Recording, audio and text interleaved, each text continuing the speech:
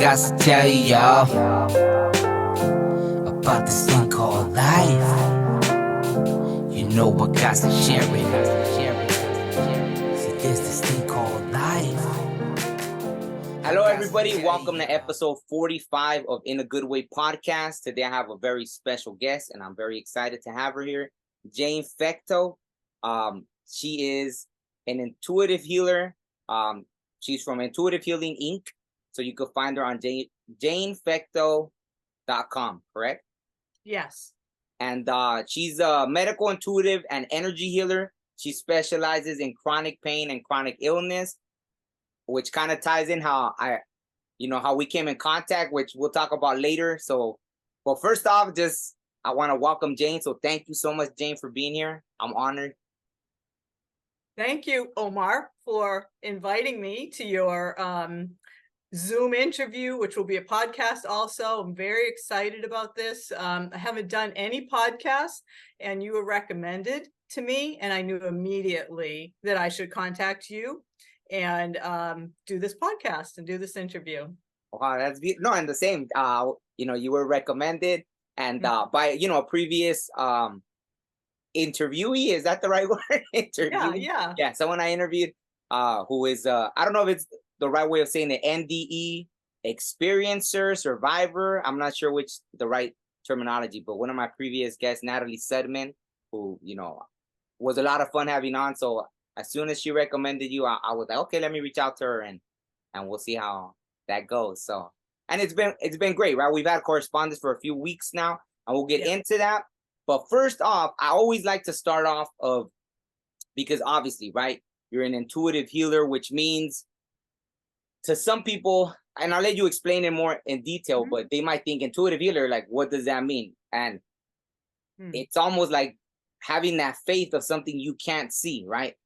In the spirit world, in our energy bodies, or however it may be, right? So before you even got into that, growing up, were you already experiencing spiritual things, or how did that come about? Oh, yes. When I was a young child, around 6 years old, I was in Catholic school, and I remember daydreaming a lot. And somehow that wasn't accepted by the nuns or the priests, and I would get notes home. And even the school bus driver sent a note home that says Jane's daydreaming, and I'm only 6 years old. So I think what was happening at that time is I was just connecting with information, right? It was just daydreaming, and who knows what was happening. It was relaxing my mind, and maybe I was just connecting with information back then. I don't really remember, but I think since I was a young child, I was able to access information, but it just wasn't encouraged back then.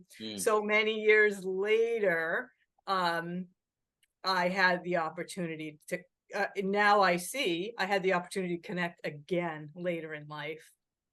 Wow. And so, I mean, I don't want to jump all the way to when you started doing energy healing, but I guess real quick, in between that, did any other big instances happen, like maybe like something close to an NDE or some kind of traumatic event that unraveled your spiritual gifts anymore? Or oh yes, so there nothing going on my entire life. I got a job in a business office. It was a summer job until I figured out what I wanted to do with the rest of my life. I was 17. It was a file clerk.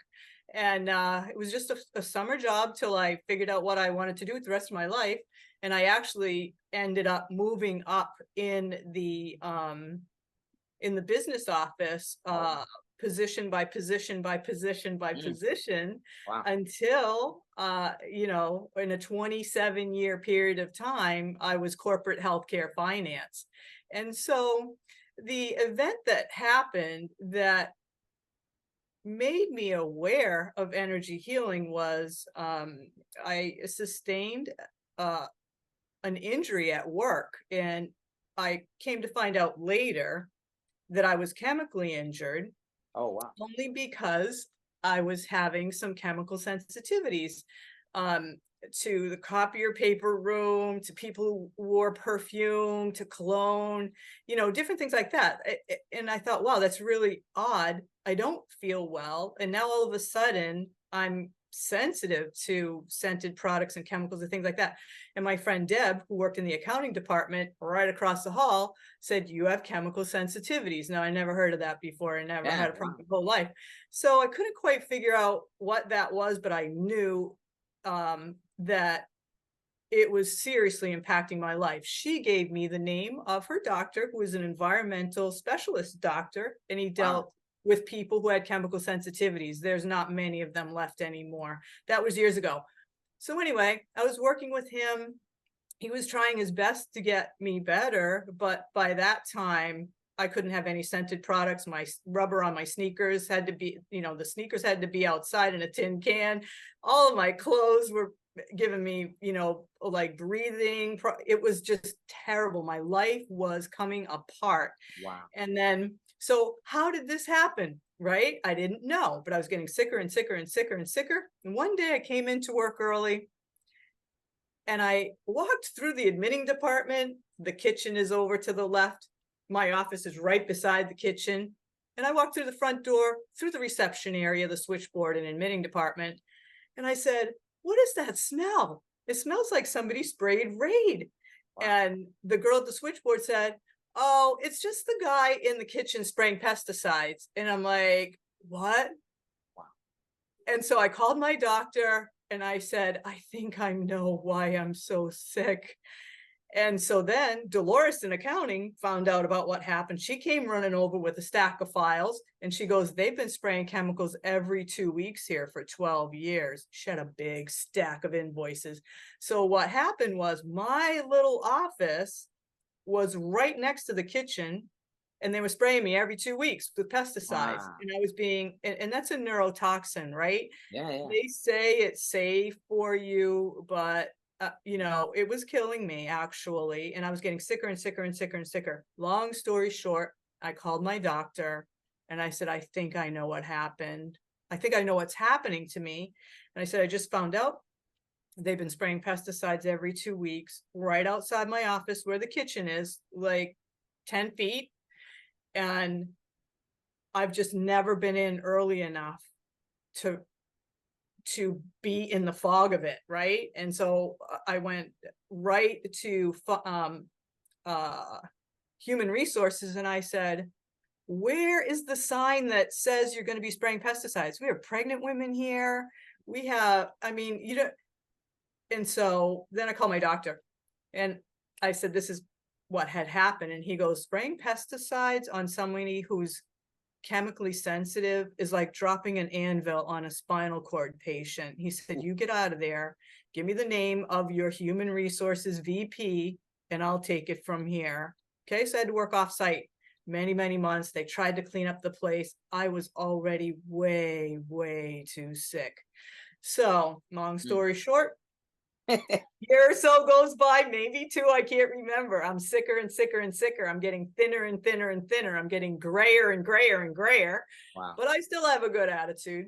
And they were having a blood drive one day. And I said to Holly up in administration, I'm like, oh, blood drive. Well, should I give blood? And she goes, I think you have to weigh a certain amount. And you're probably going to have to give it all right back. Wow. And I'm like, I have feelings, So anyway, long story short, I saw naturopathic doctors. I saw medical doctors that tried to give me medicine. And when I said no, they pounded their fist and said, why are you here wasting my time? Wow. I saw acupuncturists. I tried everything to get well. So years are going by and I'm still working 60, 70 hours a week, barely alive. Wow. And so my hairdresser, believe it or not, I was just getting my hair trimmed at the time. She goes, did you ever try energy healing? I'm like, I'm in healthcare finance, right? If somebody would have told me to go see Jane Fecteau, I don't know if I would have done it, but I was out of options, right? So I got the name and number of this person's energy healer and I went to see her and I began to feel hope. Began to feel my body change. And as time went on, I wanted to do the work. I was still in healthcare finance, but that's really what happened. That was my exposure to energy healing. And then there's a whole other story to that you might want to hear about another time, because it's going to take up a long time. But anyway, got energy healing, had a good result. Many months later, maybe it was a year or two later, I became an energy healer, and I had stopped working for this last hospital, this last corporate hospital job. And when my colleagues realized that I was now freelancing, and my specialty was cleaning up large multi-million dollar receivables. And so I had a good 7.5 years work of freelance work of these big hospitals and big medical institutions and big behavioral health institutions and companies, just cleaning up their receivables. And so I would work 7 a.m. to 12 or 1, come home, hour and a half later, I'd start seeing clients half days, 2:30 to 5 or 6 or 7, and on weekends. And over a 7-year period of time, I built my healing practice until I had acquired enough people and was well known enough to do it full time. Wow. Oh, that's amazing. And it's sad that I guess everything's meant to be how it's meant to be, but it's horrible that you had to go through all of that, right? Like being poisoned, and it's just I've often, like, that's happened to me where people are spraying Raid like in a kitchen or something. I'm like, what's wrong with you? Like, oh, well, I'm just, and it's like, it doesn't make sense to me, but I guess they have that trust in it. Well, it says it's okay for people or something. So that's amazing. But going back to, so when you became an energy healer, like, how did it happen? Because I've heard of certain people that do energy healings, and it was like from an ND, right? They died, came back, all of a sudden, boom, they noticed they have these certain gifts. So with you, after going through all that, you just started taking classes, or what was the process like of actually unraveling that? I did not take any classes. So I was still in healthcare finance. I went up to the administrative offices to schedule a meeting with my boss for month end. So I could tell him what went well in the receivables department, what didn't go so well in the receivables department, and how we're never going to do that again, or how we can correct it.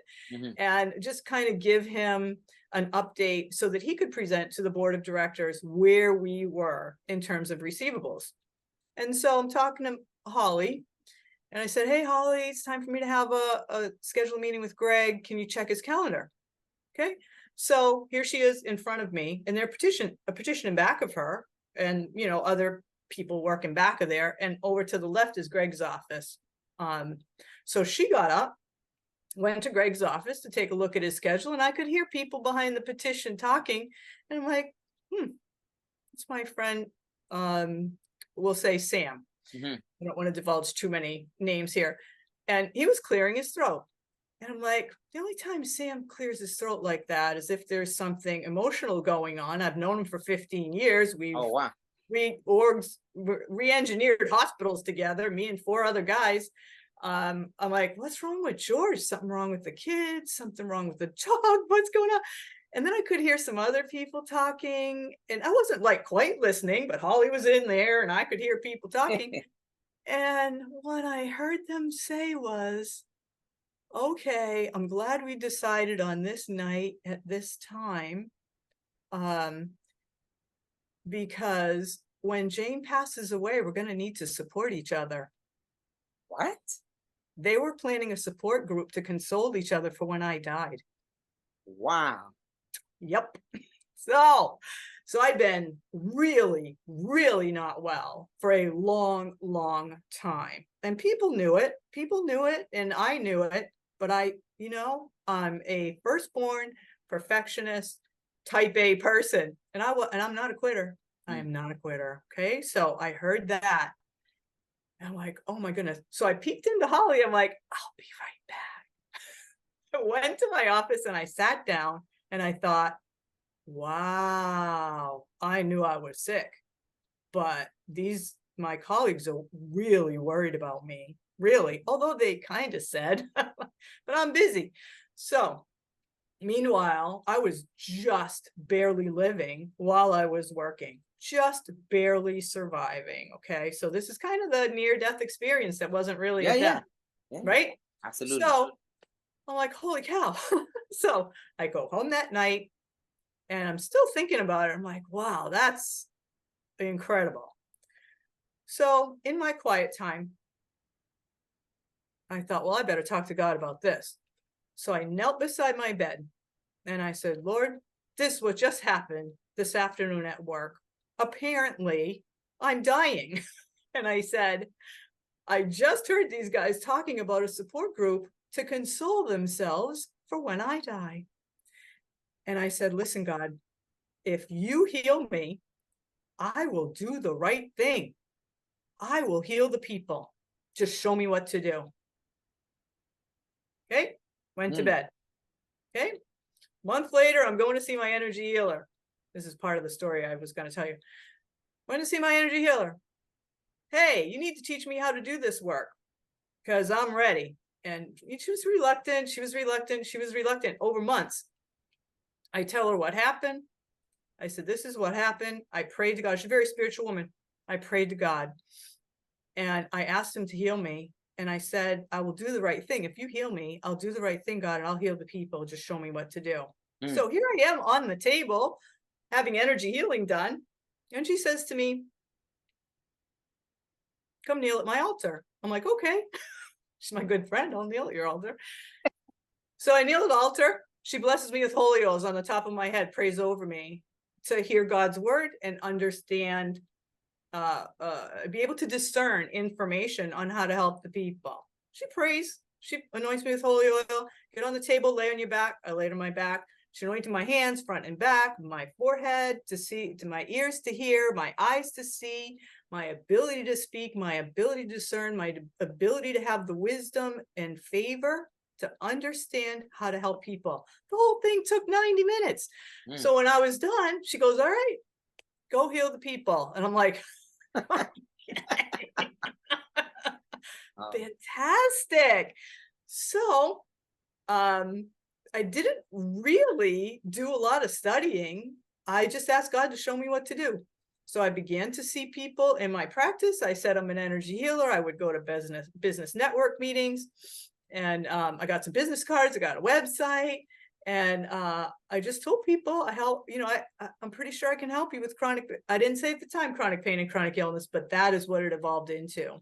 And so as time went on, I was working freelance in healthcare finance, half days, launched my healing practice after that, half days and weekends. And I would just put my hands over people and say, God's blessing, God's blessing, God's blessing, God's healing, God's healing, God's healing. And then I'd see some images in my mind, like a liver or a kidney or an arthritic knee. And I'm like, I should go look those up. So I bought a bunch of anatomy books, slept with my anatomy books, watched TV with my anatomy books. And I said, God, page by page, you better give me a photographic memory because I can't be bringing these books out every time I have to help someone. And page by page, snap, page by page, snap, to a point where I didn't need it anymore. And I could just think about what I needed to see. And then I began to see them in images like in the anatomy book. But then I began to see 3D images and I began to see all kinds of information that were not in those books. That was way ahead of what they now have for scan, not they now have, but they have 3D medical and you can get the images now, but I was seeing them 20 years ago. So that's kind of how it all happened. I just asked God to show me, if you heal me, I will do the right thing and I'll heal the people. Just show me what to do. And all I have to do is put my hands on someone. Well, I don't see people in person anymore, but all I have to do is say, how can I help in my mind? After the person gives me the information about their chronic pain or chronic illness condition, I ask a few questions and then I say, how can I help? And then the images start coming up of what the problem is and, what steps I need to do to help their body integrate the energy for self-healing. Okay, so I don't pull any levers. I don't make things happen. I ask, how can I help? I see the information. I get the energy into the body uses it to heal, and then I wait to hear back. I wait to hear back. How are you doing? Yeah, that's amazing. So when you started, were you fully recovered already or not yet? You were still recovering, and you were like, I'm gonna go help everybody else too. You know why, Omar? That is that I would say is the most important question you can ask. So I was still healing, but what happened was it got me out of my own stuff a few hours a day, right? I have someone coming to me now. They have neck pain, they have maybe they had mono before, they need some help with their spleen, they have knee pain, they have back injury, that you name it. Okay, it got me out of my own stuff a few hours a day, and I was in the energy field too. So little by little by little, I was working half days in healthcare finance. I'd rest for an hour, come home, hour and a half, and then I start helping people heal. And I was not focusing on myself during that time. I was focusing on someone else who needed help. And that helped me move through and heal. And the reason that is such an important question is because I taught for a while. I used to teach practitioners off and on over the years. I have many courses ready to go, years worth of courses. I'm just not ready to do that yet. But I had so many practitioners enroll in my free, I don't know, was it 8 to 10 week course a few years ago? Wow. And I was amazed how many of them said, I should probably wait till I feel better. I should probably wait till this back injury is gone. I have an autoimmune condition. I have attention deficit.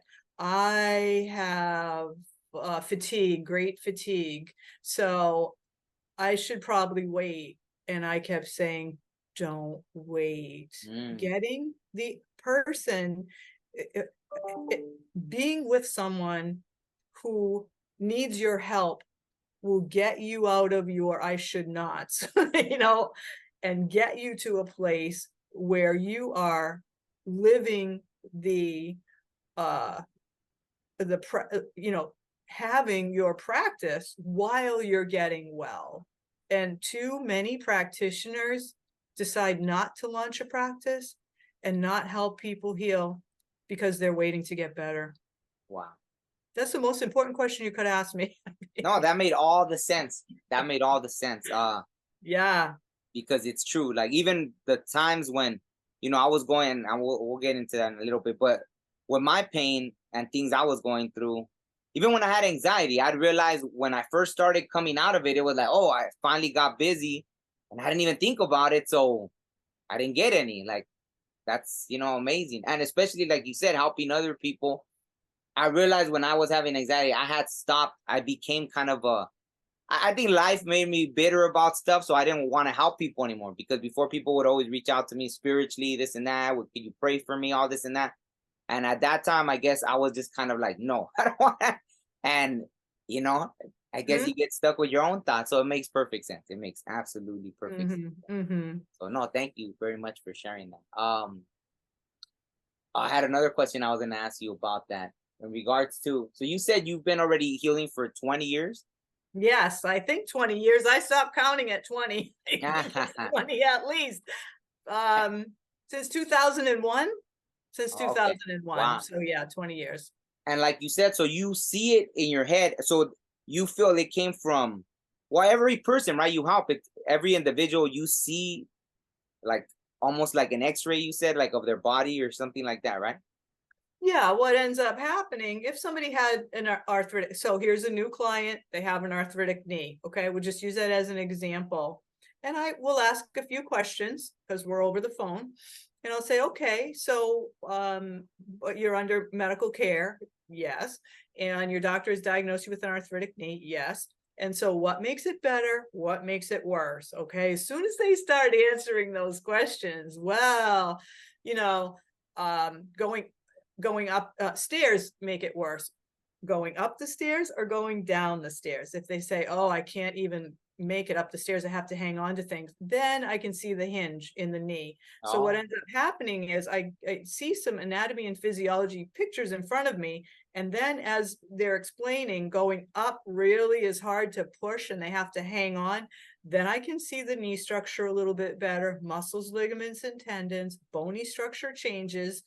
And so they just come up in screens in front of me. And then the first screen comes forward and shows me what I need to do first. I may notice that the kneecap is out of place. First thing I might notice, the kneecap is out of place. I don't do chiropractic adjustments or move bones at all.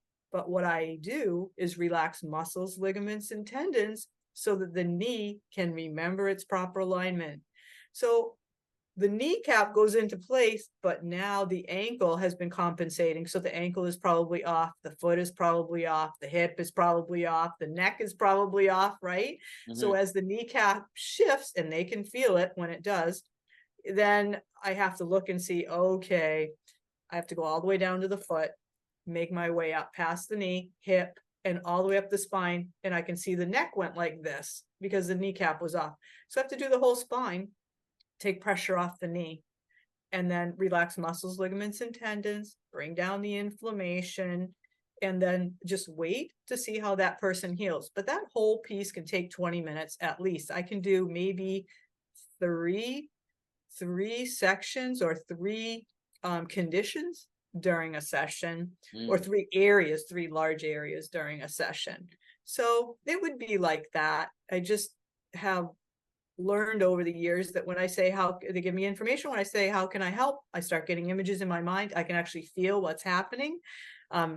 Sometimes I'll have the person stand up and walk with me and they'll say, yeah, my posture's better, but now my hip hurts or my neck feels a little off. And so don't we know how that goes, right?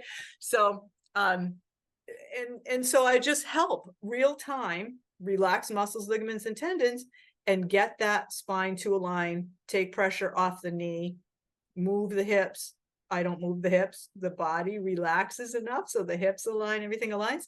And then through their own natural movements throughout the week or 2 weeks in between sessions, their body, the weak muscles will strengthen and the spasming muscles will relax, and they'll just see that they're moving better, they're less tired, and they have less pain. Most of the time, not everybody experiences a change here. There are a handful of people a year that do not. I can never explain why. I've talked to my acupuncture friends, and they say the same thing. You know, they help many people a year, and then a handful just don't respond. And so I don't keep people coming back. If you're, you set up a few sessions, and each session you should be getting better and better and better. By the third session, if you're not seeing any changes, then I'm probably not going to be the practitioner that's going to help you with this. But most people do see some nice changes. So I'm happy about that. Absolutely. So you mentioned you don't see people in person anymore? No. I started day one seeing people in person and over the phone. Okay. So I have to make sure people understand that, like, when COVID hit, people were not fussy. That's not the right way to say it. People were vigilant, right? During COVID. Okay. So who's sniffly, who's not, who wants a mask, who doesn't, who wants to see me in person, who doesn't want to see me in person. And so what ended up happening was it just got a little too, I wasn't able to focus as well with people in person because, we were both just so stressed or anxious or vigilant about not making each other sick, right? Absolutely. So anyway, because I started day one 20 years ago seeing people working with people over the phone and in person, I had 20 years experience already of distance work. So it wasn't like I shut down my in-person practice and then decided that I was going to start doing distance work. I was already doing it since day one. And so the people who used to see me, some elderly people, they were not happy, I'll tell you. And I said, oh, because it's kind of a social visit for them too, while I work in their hip or their back or whatever, and they're all darling. But I said, let's just try it and see how it goes, because they would have to drive here in the winter time and traffic and all this. And so after a few sessions, every one of them, this is the way to go. They're sitting in their recliner, they have their cup of tea, they're listening to me, they're feeling better, they didn't have to get in the car, and they had a nice, solid healing response. So a few people were reluctant, but they enjoy being in the comfort of their own home and having a session. No, absolutely. Absolutely. And I was also going to ask you about, like, so have you ran into a lot of skeptics over the time that you've been practicing the energy healing? Has there been a lot of people that are just like, nah, I don't believe in it, I don't? The only skeptic that admitted it was Bob Olson. Oh, yeah, and I forgot to mention, that's how when you recommended to me, they sent me the article, and I guess, you know, he's very known, right? His opinion is very respected in, I guess, the spiritual community mostly, right? Like, he's very known. I didn't read too much into him. I just read the article he wrote, and I know that he was a skeptic when he went to see you, and you know, I guess he shared his testimonial about you made him a believer, basically. Yeah. So I won't get too much into it, but you know, he came to me, and it's in the article, with a knee problem, and I'm a skeptic, you know, and I'm thinking, those are the ones that talk the loudest when they have a healing response. And sure enough, he had a great healing response.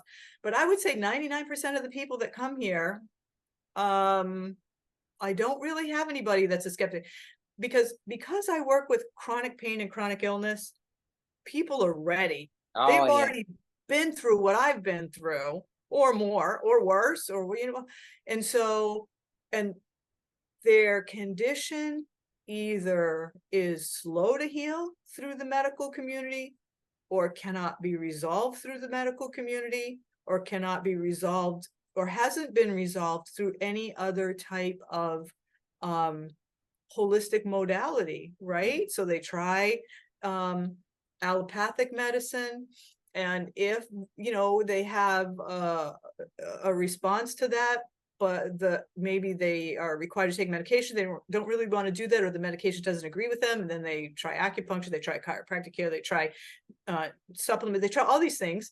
And I'm one of the supportive modalities, and by the time they get to me, they are ready.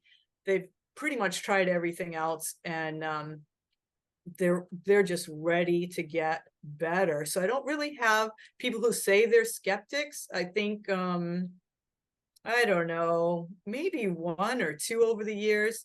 I've also treated only my clients' pets, right? Dogs and cats, things like that, right? They can't consent, they get better. Wow. Yeah, so not many skeptics. No, that's but you're right about that, because even, I guess, you know, if it's okay, I'll share a little bit about like how we met and everything. So the same, right? I had been having this pain, you know, sciatic nerve, everything. Even the last interview I did, you know, he's a neurologist. And so, you know, we were talking about all that stuff. He had a similar situation. You know, I went to that, you know, acupuncturist, I guess that's how you say it, right? Acupuncturist, chiropractor. I went to therapy, all this stuff, and no, you know, and how you said, once you're like, you're ready to heal, you know, you're like, and so I thought it was perfect timing that I was like, oh, I happen to be in need of a healer, so let's try it out, you know. But I had already heard about it, like, not just in spiritual community, in the native community too. They even, you know, they try to take me to someone that was like, they did spiritual surgery even, and I was like, I believed it, but it was just like they wanted me to invest a lot of time that I wasn't ready to, like, oh, well, you're gonna have to stay, not do anything, for a couple weeks. You could stay here with us and, we'll take care of you, we'll give you food, everything. So I just wasn't prepared. And the funny thing was, I experienced this healing with you, and the same, you were like, okay, but you can't, be going to do this, going to do that. And it was funny because this was the funny thing, because probably about a month or 2 months before I even got in contact with you, I had that dream. I had a dream that I was laying on my side. When I have these, it's like in the spirit world, right? So it looked like I was in some kind of facility. I was laying on my side, and there was a woman like that was kind of like checking me, right? And she put this huge thing into my spine. I don't think I ever shared this with you, right? I didn't, right? Yeah. So I dreamed it before, right? So she puts this huge thing into my spine, and she's checking, and she's like, okay, yeah. And it's kind of like reassuring, like, yeah, everything's going to get better. It's showing me all these things that you have wrong with you. And then after that, all of a sudden, I'm like, she's like, okay, so, okay, we're going to stay like that for a bit. And then all of a sudden I panicked, like, wait, how long is this going to take?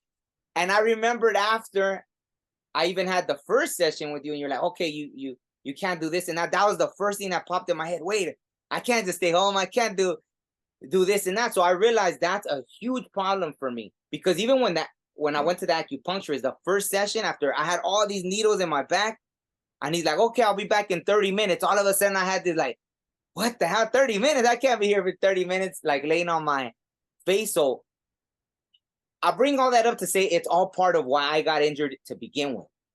So it's been a large, like, oh my God, there's been so many aspects to it that have shown me why I got injured to begin with, right? And like how you said, like, I'm not going to say I'm perfect now, right? But I have felt improvement, right? And one of the last things I saw is that a huge component of my pain, it's me, right? Like the last final part of this thing has to do with me. Yeah. It's like a very big spiritual aspect to it, which I'm not going to go too deep into, but I got that understanding from. So how would you say, like, even that when you do it, it's more based on, like, you see the physical body, right? When you do healings, you don't go too much into the other spiritual aspects of it, or you have? No, it's 100% anatomy and physiology, the physical distress that the body is under, or imbalance, or out of sorts, or unwired. I don't know how to exactly explain it. So 100% of everything I do, chronic pain, chronic illness, the only other, and it's anatomy and physiology, and the only other component that can show up during a session is sometimes emotional responses happen.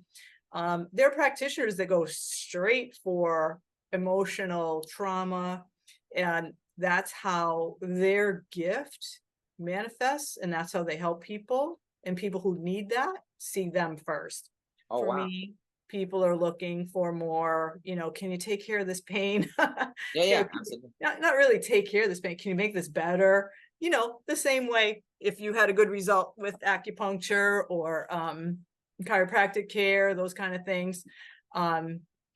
Same thing. So sometimes emotional releases happen, a sense of sadness or anger or despair, but it surfaces for attention. Like I tell people, your back is looking for attention. We're helping relax muscles, ligaments, and tendons. We're helping to get the alignment correct by relaxing soft tissue to take the pressure off the area. And when your body feels relieved and that area is starting to relax, sometimes emotions surface and they want attention too. And so you just wait and allow that to surface, let them feel whatever they're feeling. And in a few minutes time, it passes. So just like the body wants attention for the areas that are uncomfortable and painful, also, not every time and not most times, but sometimes emotions do surface during a session.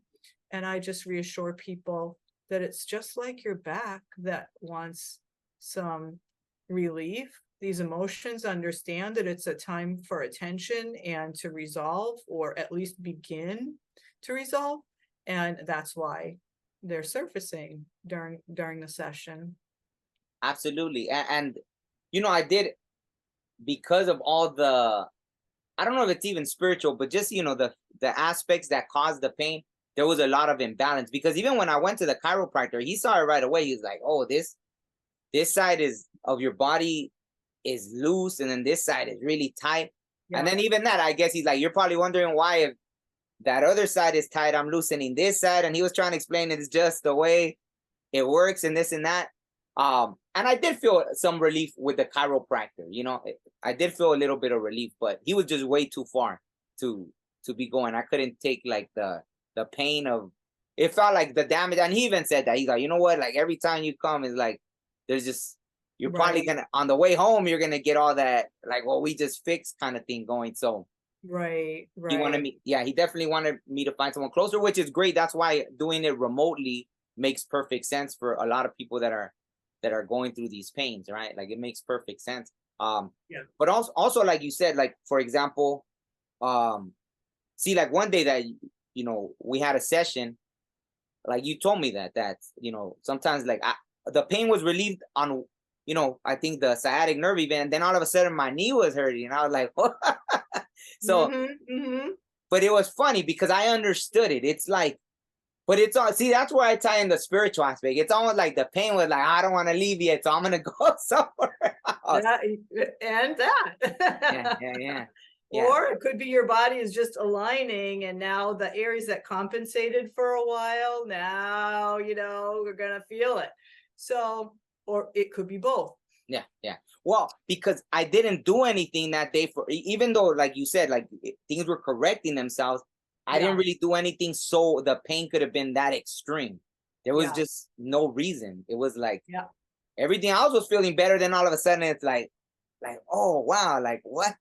Like this doesn't make sense. And it was like very bad pain. And I was like, and then eventually it went away once I was like you don't even make sense. I had to tell it, like, you don't even make sense. Like and eventually I fell asleep and it went away by when I woke up. But you know, right? It just needed some time. Yeah, that was strange. But no, and also, so at least that, right, I could vouch for, you know, that it works. I don't know how people, like you said, and even that, I could say with certainty that I know the final pains because of this journey. I've been able to see that at the end, there's certain things that I have to fix. Yeah. So I get that. And I understand that. And it's kind of like that, like until you're ready to let go of it. Like, you know, so if you're not ready to let go of it, like it's weird. I know it's weird. I hope people could understand that part, because I don't want to confuse anyone. And you may be thinking like, no, I'm in all this pain and how could I want this? Yeah, I don't know, you know, but yeah, and it's beliefs. It's believing that this can go away, right? And some people have just been so locked in with their chronic pain for so many years that now that's just the way they are. And to get that body to shift is part one. And then part two is to help them understand that they can get better. And that one can be a little bit more difficult. Absolutely. And you know, just I always like to give examples that people could see that's tangible, even though it is tangible. But like, for example, something everyone experiences is like relationships, right? How many people stay in a painful relationship and just drag it out, and it's painful? I mean, you could it even could feel physically painful, right? If someone's like constantly in distress or stressed out or crying their eyes out or this and that or heartbroken, and they just stay and stay and stay and stay. When do you finally learn that lesson? I know it's weird to understand that our bodies why would we make ourselves go through certain pains and we're just not ready to let go? Maybe because of that, like you said, the belief that it can't heal. Well, no, or everyone told me it's not going to heal or this and that. So why? I don't believe it would heal. And even having those thoughts keep it there, I guess, so. I had someone tell me one time, an elderly gentleman, he was telling me about his arthritic knee. He said, it's like my old friend. I get up in the morning. Yeah. I've had it for so long, like my old friend. Wow. So right? Yeah. So how would he feel? Like, so was he trying to say? He got better, but he just, relaxed into the fact that it was always going to be that way. And when he finally said goodbye, like he was ready to let go of his old friend. Yeah, and arthritis doesn't heal completely, but what the conditions that put pressure on that knee can certainly be relieved. That's why people have chiropractic care, right? Pressure off the back, pressure off the shoulder, pressure off the neck to help become more comfortable, even though the bony structure of the knee is changing, right? There are things you can do to help that knee, bring down the inflammation with energy, align, the knee and the hip and the spine, and they improve. The arthritis doesn't, actually dissolve or go away, but they're more comfortable, and it buys them some time for knee surgery. You know what I mean? Some people absolutely have been told they need knee replacement, and this gives them some time. A lot of the time gives them some time. No, absolutely. And also, like, I know when we were having our session and I was having pains up here, like shoulder, neck, that one I felt instantly. I was like, I mean, I believe in all this stuff. Like, I have a spiritual podcast. So, right. I believe in this stuff anyways, but still, like when you feel it, like it, it's just amazing that we're that connected, right? That all of us here are that connected, that someone could be doing energy healing on you. You're literally from me, you're on the other side of the country, right? And that I could instantly feel this change. It's pretty mind-blowing, but like I said, I don't need convincing. but right. But like, I guess I would like to offer that to people that maybe don't believe in it, just in case, I guess, for them to understand that these things are real. So I don't know how else to say it, aside from that. Like you said, you never really come across that because everyone that goes to you is already aware and ready for the healing anyways, right? They're ready to give it a try, just like I was. I had already done everything I could possibly think of. And then, and every little thing helped. Sometimes the chiropractor helped me. Sometimes, acupuncturist helped me. Sometimes a supplement. Sometimes, but nothing really helped me feel like I was really getting better until I had energy healing. Yeah. No, that makes perfect sense.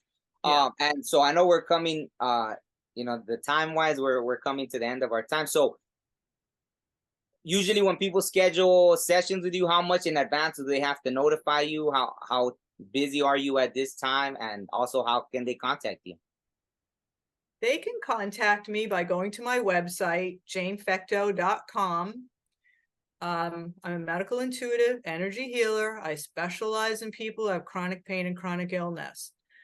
And if you go to my website, you'll see a tab that says request a healing session, or if you request a healing session, and then I'll get back to you. Always write back and schedule a time to chat, usually, so I can just have a conversation with people before their actual first session, right? So they get to know me, I get to know them, I understand what the symptoms are, what the history is.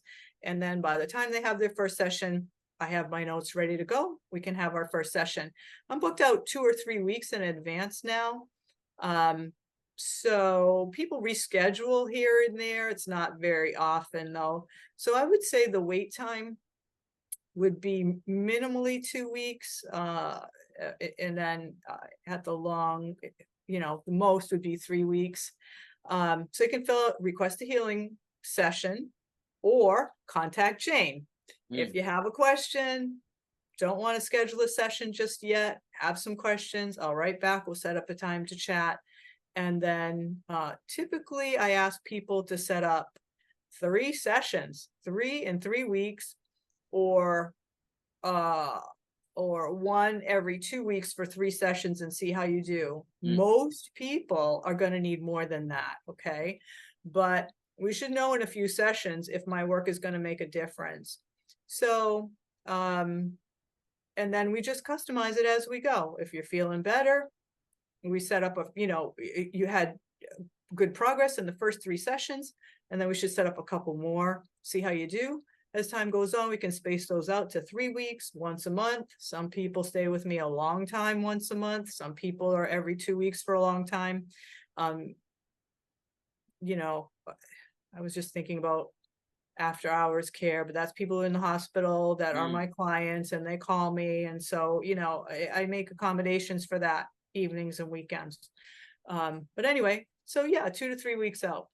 Okay, perfect. No, thank you so much. And also, I forgot to mention, there's tons of testimonials on your website as well. So yes, please check out the testimonial tab. My friend said I should call them happy healing stories because they're paragraphs. Oh, wow. That's they're beautiful. Paragraphs. And these are, I have more coming in all the time. I just haven't given them to my web hosting people to put them in. But by the time people call me, they've already looked at my website, they've already read many of the testimonials, and they're ready to have a good experience. So yeah, please check out the testimonial tab and get an idea of how I've been able to help people. Absolutely. Oh, no. Jane, thank you so much. Unless there's anything else you want to say. I think that's it. Thank you for inviting me and hosting me here today. I really appreciate it, and I feel so comfortable with you, and I'm happy to recommend your podcast to some of my healer friends. Oh, thank you. No, thank you. The honor was all mine. I'm really I was excited. I'm happy. Me too. Yeah, definitely. So and whenever you want to come back, by all means, it's open to you. And I would love to. There are stories. So many stories I could update you. Oh, absolutely. More than what's happening right now. No, absolutely. And I'd love to hear them. And I'm sure, others would as well, especially, if you're going through anything, just stories that kind of keep you being hopeful are always great, right? They're always. Yes. Thank you, Omar. Appreciate you. Jane, thank you so much. I appreciate you. So, okay. So we'll talk soon. Bye-bye. Okay, bye-bye. Yeah, that's right. Yeah, sometimes you're just feeling it, you know what I'm saying? You're just feeling it.